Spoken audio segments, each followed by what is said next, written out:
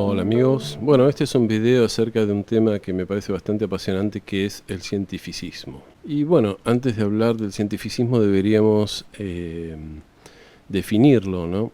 Y si miramos el diccionario o Wikipedia nos dicen que el cientificismo es una postura reduccionista que afirma que la única manera de conocer el universo y de sacar conclusiones acerca del universo es a través de la ciencia empírica experimental, ¿no? Y que la cosmovisión supuestamente basada en la ciencia empírica es la única cosmovisión válida del universo. También el cientificismo parece afirmar que existe un modelo del universo acabado y que ya conocemos ese modelo del universo y que ese es el único modelo del universo válido y que, bueno, por lo tanto ya un poco las cuestiones básicas de que hay que saber ya están, digamos, predeterminadas por la ciencia, ¿no? Es decir, ya son conocidas por la ciencia y todo el que se oponga a esa visión supuestamente científica de la realidad es simplemente un oscurantista o un primitivo o un idiota que no comprende las reglas racionales de la existencia. Ahora, esta cosmovisión, por decir así, llamada cientificismo, es algo muy diferente de la ciencia, es decir, de la ciencia entendida como método para conocer la realidad, el método científico, etc. Porque, es decir, la ciencia pura en ningún momento nos dijo y sacó la conclusión de que todo lo que se puede conocer es conocido.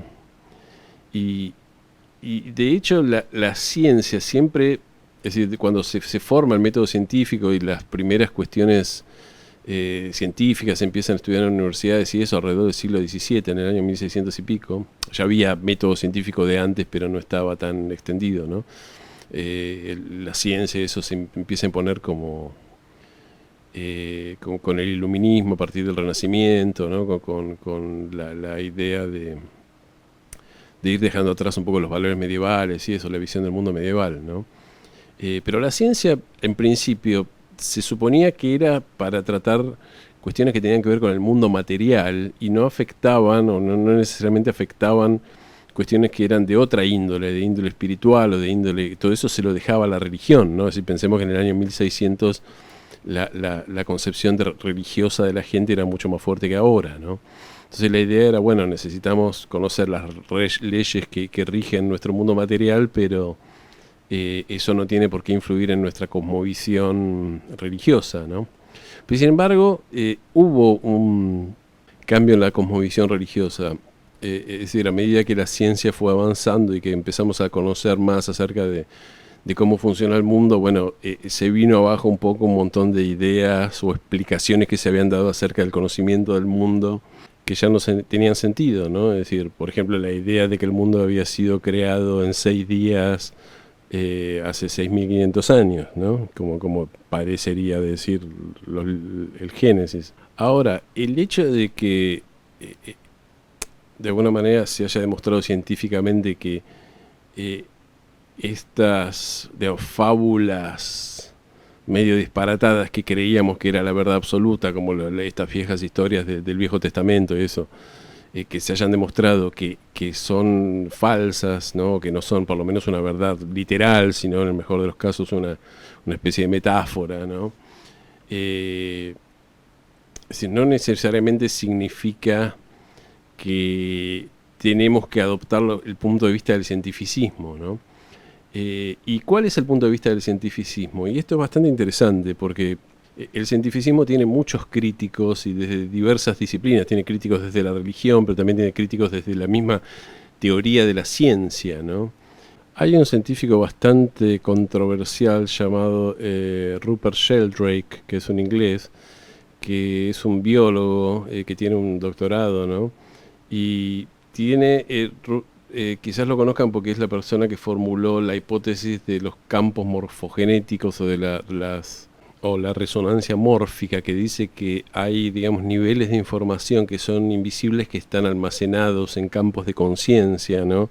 y que los seres humanos y todos los seres vivos de alguna manera conectamos con esos campos de conciencia, y eso explica de alguna manera también cómo se portan digamos, los animales, cuál es el instinto de los animales, porque las abejas se ponen a hacer miel y se ponen a trabajar todo con las hormigas, ¿no? Y también eso explica, digamos, por qué es cuando, digamos, ciertos individuos logran un nuevo conocimiento, ese conocimiento de alguna manera se expande rápidamente a otros seres, ¿no? Por supuesto, las ideas de Rupert Sheldrake son tremendamente controversiales en el mundo de la ciencia, se lo considera un hereje, y incluso él ha publicado, digamos, libros y revistas científicas han dicho que sus libros que eran pseudociencia y tenían que ser prendidos fuego, ¿no? Tenían que ser quemados, ¿no? Lo cual es interesante, porque cuando alguien ya quiere empezar a quemar libros, estamos hablando de que lo que se está defendiendo no es una verdad científica, sino digamos, que nos obliga a tener la mente abierta, sino que lo que se está defendiendo es un dogma, ¿no? Es decir, así como los viejos, digamos, la iglesia de antaño, digamos, quemaba los libros de heréticos, ¿no? Este hombre, Rupert Sheldrake, publicó un libro analizando lo que él llama los 10 dogmas de la ciencia, o de lo que sería el cientificismo, ¿no? Que los voy a resumir ahora. Y tengo que aclarar que esto es algo tan controversial que Rupert Sheldrake dio una charla TED, ¿no? Una TED Talk, hace unos años en Inglaterra, hablando de esto y hablando de los dogmas de la ciencia, y una serie sobre todo de blogueros y de gente supuestamente ligada al pensamiento científico se opuso tanto a la cuestión de las charlas que dio y a la información que él había dado, que TikTok censuró las charlas y las quitó de su sitio, ¿no? Por ser demasiado, digamos, porque decían que tenía que ver con la pseudociencia y que las verdades de él no estaban científicas, ¿no? Así que fíjense hasta qué nivel el cientificismo tiene poder, que alguien, digamos, una institución tan abierta, digamos, sistema tan abierto como el de las charlas TED, fue forzado a censurar puntos de vista diferentes, ¿no? Porque supuestamente atentan contra la visión hegemónica de la ciencia. Y bueno, estos son los 10 dogmas de la ciencia que Rupert Sheldrake enumera en su TED Talk, ¿no? En su charla TED, que ha sido censurada. El primer dogma dice que la naturaleza es mecánica, ¿no? Es decir, la naturaleza es materialista, somos materia y todo lo que se ve es materia y funciona de forma mecánica, incluyendo nosotros, nuestros cuerpos, que somos una especie de robots solamente con tejidos, pero no somos eso, todo es mecánico, ¿no? El segundo dogma es que la materia no es consciente, ¿no? Es decir, una piedra no es consciente, un árbol no es consciente, todo lo que es material, los planetas, las estrellas, nada de eso es consciente. Y bueno, la conciencia solo existe en los cerebros, ¿no? El tercer dogma dice que las leyes naturales son fijas, ¿no? Es decir, que el universo empezó a existir por una especie de curiosa singularidad que fue el Big Bang, pero cuando surge el universo surgen ciertas leyes naturales que son completamente fijas, y que justamente el propósito de la ciencia es descubrir esas leyes que son fijas e inamovibles, y que ninguna de estas leyes muta en el tiempo, ¿no? El cuarto dogma es que la cantidad de materia y energía que existe en el universo es siempre la misma, es decir, ni se crea ni se destruye. El quinto dogma es que la naturaleza no tiene un propósito, simplemente existe porque somos un accidente, entonces, digamos, no hay un propósito más que la existencia, ¿no? El sexto dogma, que bueno, tiene que ver un poco con las ideas y las cuestiones de la biología que habla, ¿no?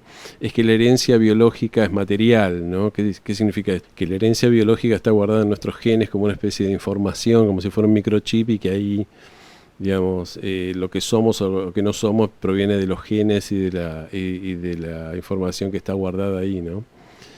El dogma número 7 es que la memoria se halla en el cerebro también en forma material, ¿no? De alguna manera, en cuestiones químicas que están almacenadas en el cerebro, ¿no?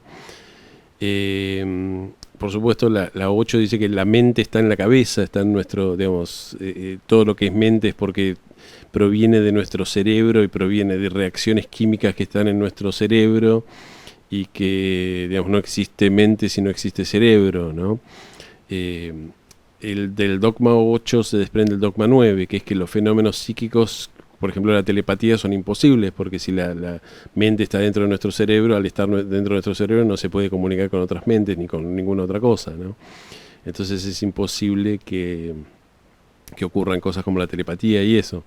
Y para toda la gente que alguna vez tuvo esa cuestión de transmitir los pensamientos y que presenció actos de telepatía, bueno, esa gente obviamente para el cientificismo se está confundiendo porque son crédulos, son idiotas, o simplemente tienen la ilusión de lograr la telepatía por culpa de coincidencias, ¿no?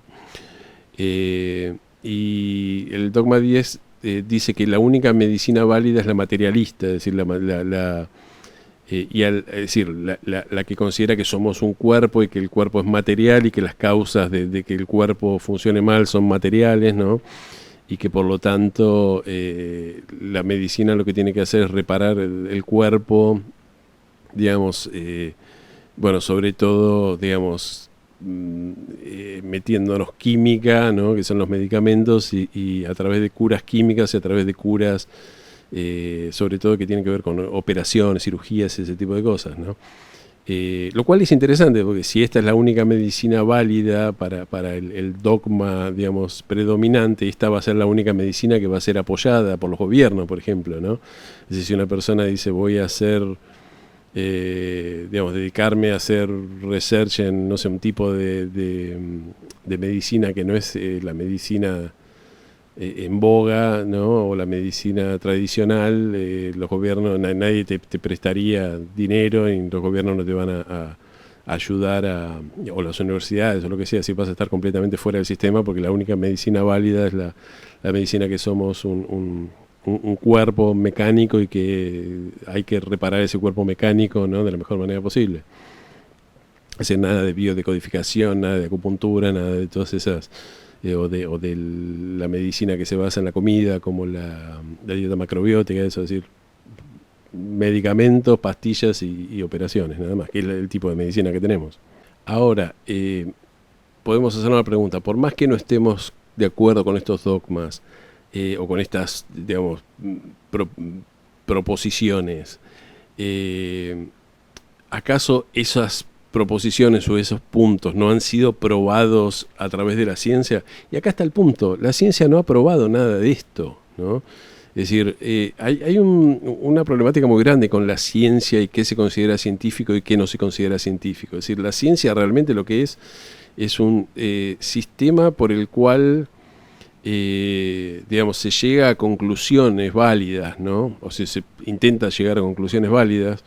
Y bueno, tiene una serie de pasos. Uno propone una hipótesis, prueba un experimento para probar esa hipótesis, y ese experimento supuestamente si da positivo confirma la hipótesis, pero ese experimento tiene que ser repetido, es decir, si se repite tiene que llegar a la misma conclusión hecho por otras personas, ¿no? Ahora, esto toma una serie de consideraciones que muchas personas que discuten este modelo toma en cuenta una serie de consideraciones que en sí mismas son actos de fe, ¿no? Por ejemplo, la idea de que las leyes del universo son siempre las mismas, son constantes y son invariables. Es decir, eso es una proposición que se tiene que aceptar en sí misma por un acto de fe, no está probado científicamente que eso sea así. Y ahí está la paradoja, si las leyes del universo cambiaran, no se puede decir... No se podría probar mediante la ciencia, porque la ciencia de alguna manera para funcionar tiene que partir de la base de que las cosas no cambian, de que las leyes no cambian, ¿no? Pero más allá de la ciencia, de los problemas empíricos que pueda tener la ciencia, que esa es otra discusión, ¿no? Es decir, en todo caso, hay mucha gente que dice que el método científico no es totalmente objetivo porque está hecho por humanos y los humanos no somos totalmente objetivos, ¿no? Es decir, para que la ciencia sea objetiva, los humanos tendríamos que tener un sistema de de percepción de la realidad que sea completamente objetivo. No está probado que tengamos un sistema de percepción de la realidad. Nos basamos en nuestros sentidos y no podemos decir que nuestros sentidos son completamente objetivos. Es decir, puede que algunas personas veamos las cosas de una manera y otras personas vean las cosas de otra manera, ¿no? Pero bueno, esos son todos problemas filosóficos en cuanto a la ciencia y el método científico. Pero más allá de la validación o no de la ciencia y del método científico, que vamos a darlo por correcto a fines de discutir esto, la cuestión no pasa por la ciencia, la cuestión pasa en que el cientificismo es una visión del mundo, es una cosmovisión que digamos, emana supuestamente de la ciencia, pero que viene de otro lado psicológicamente hablando, ¿no? Y que viene de justamente, existía una cosmovisión religiosa, que no la visión medieval del mundo religiosa, que empezó a hacerse pedazos a partir de un poco de este pensamiento iluminista y de este pensamiento más racional y científico, ¿no? Ya digo, la idea de que el mundo fue creado en 7 días, etcétera, etcétera. Entonces, en algún momento, esa visión del mundo quedó tan atrasada que ya no pudo seguir sosteniéndose. Y ese es el momento en el cual Friedrich Nietzsche, en el siglo XIX, proclama la muerte de Dios, ¿no? Es decir, Friedrich Nietzsche es este señor que están viendo en pantalla, que es el que tiene bigotes, ¿no? Que fue un filósofo alemán bastante controversial para su época, ¿no? Pero una de las cosas que dijo era que moría Dios y que nacía el superhombre, ¿no? Que a partir de ahora, ya al no estar Dios, no existía una moral, digamos, toda la moral era relativa, entonces a partir de ahora el hombre tenía que imponer un poco su moral. Lo cual, por ejemplo, uno de los que tomaron con alegría las ideas nietzscheanas fueron los nazis, ¿no? Es decir, porque las ideas nietzscheanas le permitieron, digamos, matar millones y millones de personas en el Holocausto. Y con esto no estoy diciendo que Nietzsche hubiera sido nazi, como decían los mismos nazis, o como Hitler creía que Nietzsche hubiera sido nazi. Estoy diciendo que, bueno, ciertas ideas, cuando uno empieza a hablar de la relatividad moral, bueno, la relatividad moral te permite, si querés, empezar a matar gente sin culpa, porque no existe un Dios que te castigue por matar gente, ¿no?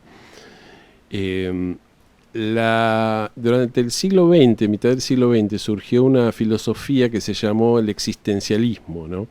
Quizás el existencialista más importante haya sido Jean-Paul Sartre, que es el segundo señor que aparece en la imagen, que es el señor que está con la pipa y un poco visco usando anteojos, ¿no? Y lo que decían los existencialistas, bueno, los existencialistas decían toda una serie de cosas, pero básicamente el existencialismo lidiaba con la idea de que el hombre me refiero al ser humano, vivía en un mundo sin propósito, sin ningún sentido, ¿no? En esta realidad totalmente materialista y totalmente, digamos, sin propósito que plantea el cientificismo, ¿no?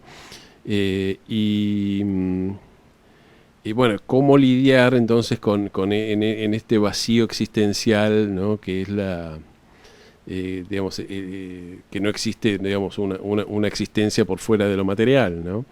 Y esta gente se tomaba muy en serio todo, digamos, el problema digamos, del existencialismo, de esta idea de vivir en un universo sin propósito, es en realidad una tremenda epidemia, ¿no? Que existe, sobre todo en Occidente, ¿no?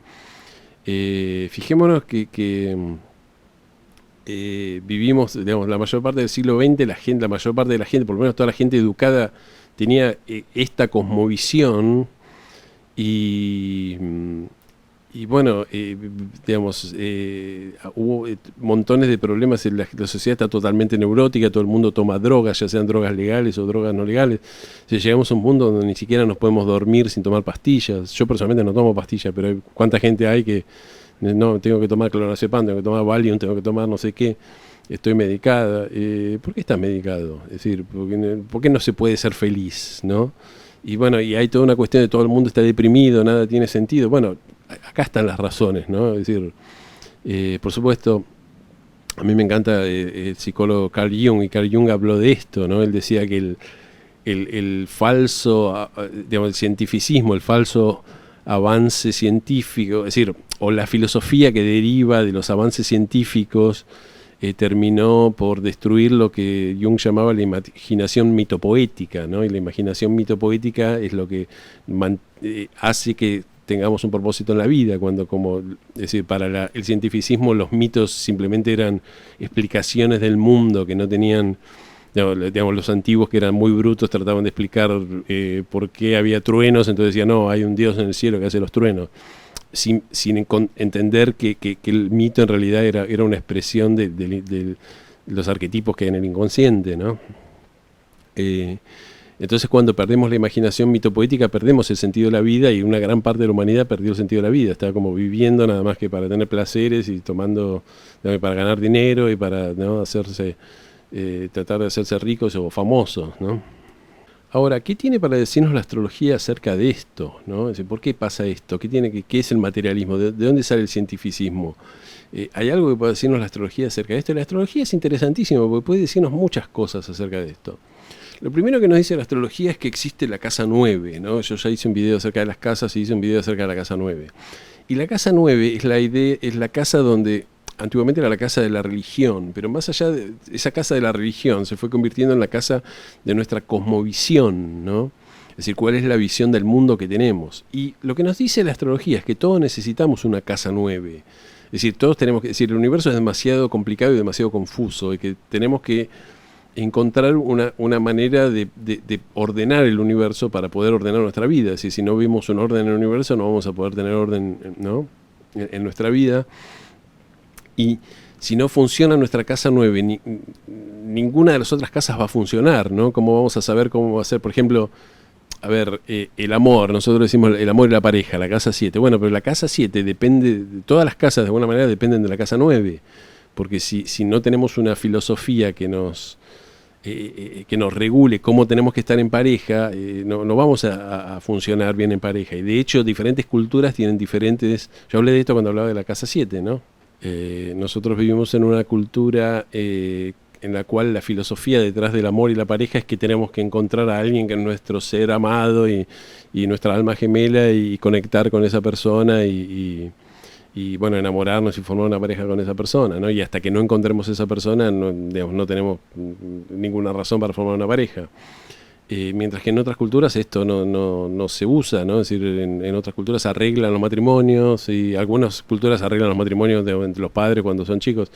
Y en otras culturas simplemente lo que se hace, por ejemplo en las culturas asiáticas sobre todo, es una persona dice, bueno, no quiero estar solo, me quiero casar. Entonces empieza a preguntar a los amigos si conocen alguna chica con quien, como hombre o el que sea, con quien casarse, y se arreglan y se terminan casando, ¿no? Porque la idea es que el matrimonio es una especie de acuerdo entre dos personas civilizado, no tiene que ver con el rapto de enamorarse, ¿no? que nosotros consideramos los occidentales, ¿no? Entonces, diferentes filosofías acerca del amor llevan a diferentes tipos de pareja, a diferentes maneras de relacionarnos, ¿no? Y ahora, ¿cuál es el problema? Es decir, el problema es que los contenidos de la casa 9, los contenidos, bueno, lo que sería los sagitarianos, ¿no?, en general, tendría que ser de alguna manera verdades que uno va encontrando, y a través de esas verdades que uno va encontrando acerca del mundo y del universo, uno, digamos, va configurando un poco su cosmovisión y su filosofía, ¿no? La manera ideal debería ser esa. Ahora, como tenemos que tener sí o sí una filosofía, la mayor parte de los seres humanos no investigan el universo para ir encontrando su filosofía, sino que agarran una filosofía prestada, ¿no? Y eso es lo que siempre fueron las religiones. La religión, vos ibas a la iglesia y el cura te decía qué era lo que tenías que creer, cómo era el mapa del mundo que había pasado, cómo había surgido el mundo, cómo mirar todo. Y bueno, ya no necesitabas pensar o buscar ninguna verdad, porque ya la verdad te la habían dado masticada la doctrina de la iglesia que fuera, ¿no? Y esto son todas las religiones, no estoy hablando particularmente del cristianismo. Ahora, lo mismo parece ocurrir con el cientificismo. Cuando el dogma religioso deja de ser efectivo, enseguida se inventa otro dogma, y ese otro dogma tiene que ver con lo que hoy llamamos el cientificismo, ¿no? Con esta serie de verdades de que la ciencia está por encima de todo. La ciencia demostró que el universo es de cierta manera, y que cualquier persona que se atreva a pensar de que el universo no es de esa manera es un idiota, un soñador, un oscurantista, etcétera, etcétera. Ahora bien, hay algo muy interesante, porque uno puede preguntar, está bien, bueno, todos necesitamos una filosofía de vida y el cientificismo surgió como filosofía de vida. Ahora, ¿por qué es una filosofía de vida tan deprimente y tan materialista? Y acá la astrología también tiene una respuesta para esto. Y esto es que en la astrología tradicional había los dos planetas más importantes eran Júpiter y Saturno, ¿no? Que son los planetas más grandes y los planetas más lentos, ¿no? Y Júpiter tenía que ver con todo lo que tenía que ver con la religión, las creencias, las verdades, ¿no? Es decir, todo lo que estamos hablando de casa 9 tiene que ver con Júpiter. Mientras que Saturno tenía que ver con lo que tiene que ver con la existencia material y con la existencia práctica de todos los días, ¿no? Es decir, a Saturno le importan las cosas concretas y bueno, además Júpiter era un planeta benéfico y Saturno era un planeta maléfico, ¿no? Ahora, justamente, todo lo que tiene que ver con la religión, con la cosmovisión religiosa, podríamos llamar medieval, que fue dejada de lado, todo eso tenía que ver con Júpiter, era una concepción jupiteriana del mundo. Entonces, por ser jupiteriana, te daba una esperanza, es decir, justamente la idea de la cosmovisión es que la cosmovisión tiene que ser de Júpiter. Júpiter es el planeta que nos da una cosmovisión, que encuentra las verdades y que nos da y por algo es el planeta de la buena fortuna. Quiere decir que cuando empezamos a encontrar las verdades del universo y empezamos a maravillarnos digamos, con la riqueza que hay en el universo y con la abundancia que hay en el universo, eso nos alegra la vida y nos da un poco la capacidad para disfrutar de la vida. Ahora, cuando eliminamos a Júpiter de la casa 9, ¿no? Lo cual es bastante difícil de hacer porque y ponemos en su lugar a Saturno, ¿qué nos queda? Bueno, Saturno es todo lo contrario de Júpiter, es un planeta deprimente, es un planeta frío, es un planeta que lidia con la realidad más material, ¿no? Y toda la cosmovisión científica o pseudocientífica tiene que ver con Saturno, ¿no? Es decir, es la energía de Saturno la que impregna. El cientificismo es básicamente una religión de Saturno o una cosmovisión de Saturno, es decir, todo es material, no existe conciencia, no existe significado, es decir, no tiene sentido, vivimos para venir a morir porque no significa nada. Bueno, todo eso es Saturno, es la peor cara de Saturno, ¿no? Es la cara más deprimente, la cara más maléfica de Saturno. ¿Y por qué Saturno? Bueno, porque la ciencia está regida por Saturno, es decir, todo lo que tiene que ver con la ciencia, el método científico, tiene que ver con Saturno, ¿no? De ahí la rigurosidad de la ciencia, ¿no? Es decir, está bien que la rija Saturno, pues tiene que ver con hacer experimentos, es decir, la ciencia no es un acto de fe, tiene que ser un experimento y uno tiene que tener supuestamente la mente abierta y acatar los resultados, ¿no? Es decir, los buenos científicos son los científicos que de alguna manera son saturninos. Ahora, justamente porque son gente saturnina, tienen una filosofía de vida que es una cosa diferente a la ciencia, es decir, una cosa es la ciencia y otra cosa es la filosofía de vida, que es saturnina. Entonces toda la gente que está en la ciencia tiende a tener una visión materialista de la vida, digamos, pragmática, es decir, no son gente de Júpiter, son gente deprimente de Saturno, ¿no?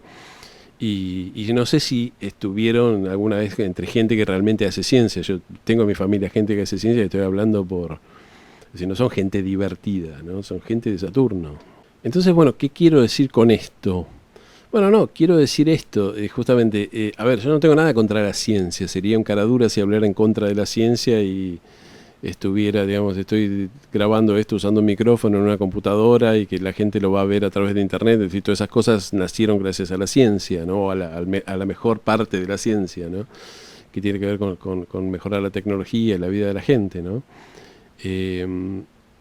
Digamos, si no hubiera estado el pensamiento científico, yo estaría gritando estas cosas en una esquina vestido con una túnica, ¿no? Porque no existiría nada, ningunos adelantos tecnológicos. Ahora, hay otros problemas sí con la ciencia, ¿no? Es decir, yo estuve estudiando para hacer este video, ¿no? Mirando videos y hay un video muy interesante acerca de cómo funciona la ciencia a nivel práctico, ¿no? Entonces dice, hay un montón de científicos, las sociedades consideran que el futuro viene a partir de la ciencia es importante, entonces usan dinero de los que pagan de impuestos para el desarrollo científico. Entonces solventan a un montón de científicos, de gente que sale de las universidades y empieza a trabajar de científicos y tienen que crear, digamos, hacer experimentos y, digamos, ¿no? Y hacer un poco, bueno, el trabajo de la que hacen los científicos. Entonces tienen que publicar sus trabajos y sus hallazgos, pero las publicaciones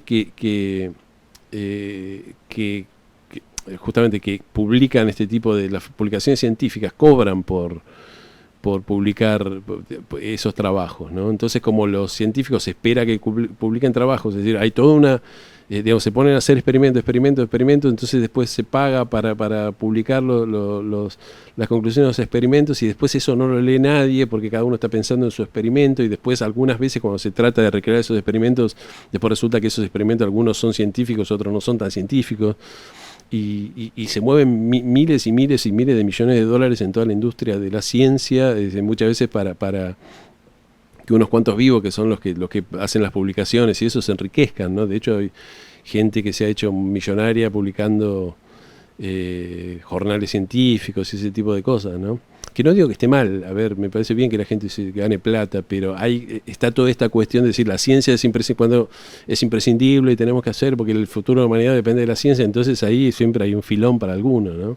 Así yo trato de ser lo más objetivo y crítico posible de estas cosas, es decir, no hay una parte de la ciencia que es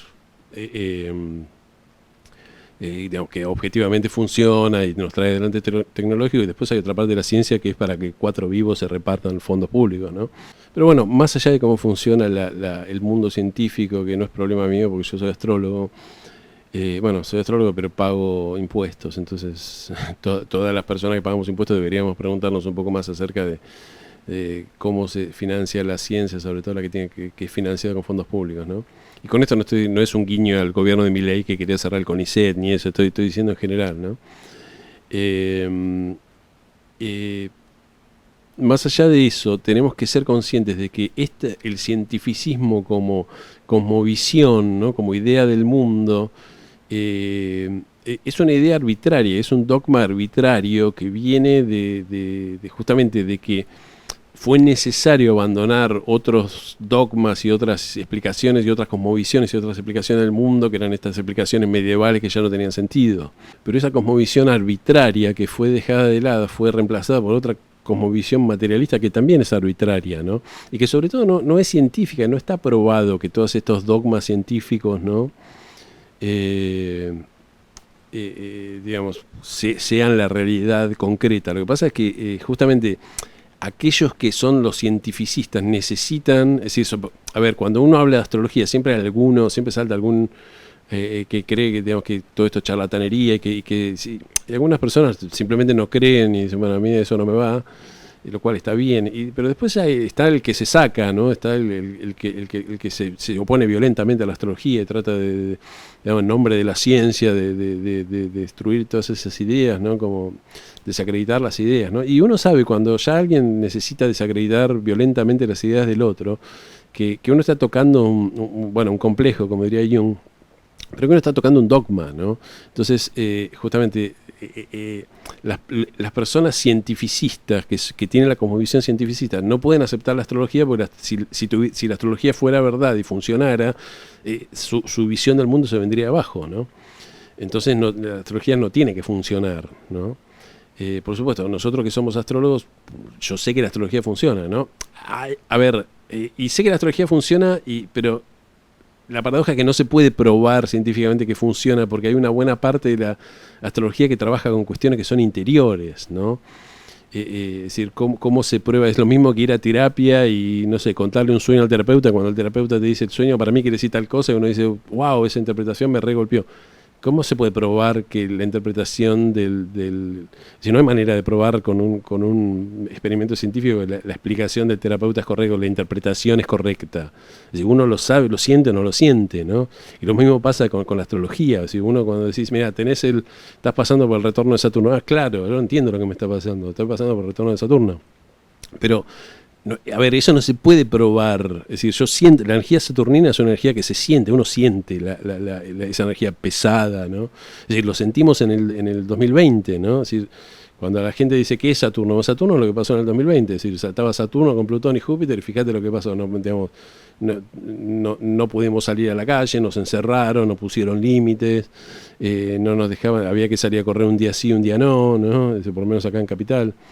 no podías ir a ver, si tenías a tu hija que se estaba muriendo, no podías ir a verla porque no podías ir a verla porque te ibas a contagiar o ibas a contagiar a alguien. Entonces eso es Saturno, ¿no? Alguien podría decir, bueno, no, es casualidad que pasó la pandemia justo cuando estaba Saturno con Plutón. Bueno, sí, qué sé yo, sí, no se puede probar científicamente que fue, pero es decir, tenés que tener, digamos, la cuestión abierta, ¿no? Tenés que tener una mente abierta y bueno, si sos objetivo acerca de estas cosas y tenés una mente abierta, la astrología parece funcionar, ¿no? Y bueno, ¿qué va a pasar con el cientificismo a partir de ahora? ¿Vamos a seguir peleándonos toda la vida con los cientificistas? Yo creo que no. Y hay una razón clave para esto que es algo que yo de lo cual vengo hablando siempre, ¿no? Que es que estamos en un nuevo ciclo Júpiter-Saturno de aire, ¿no?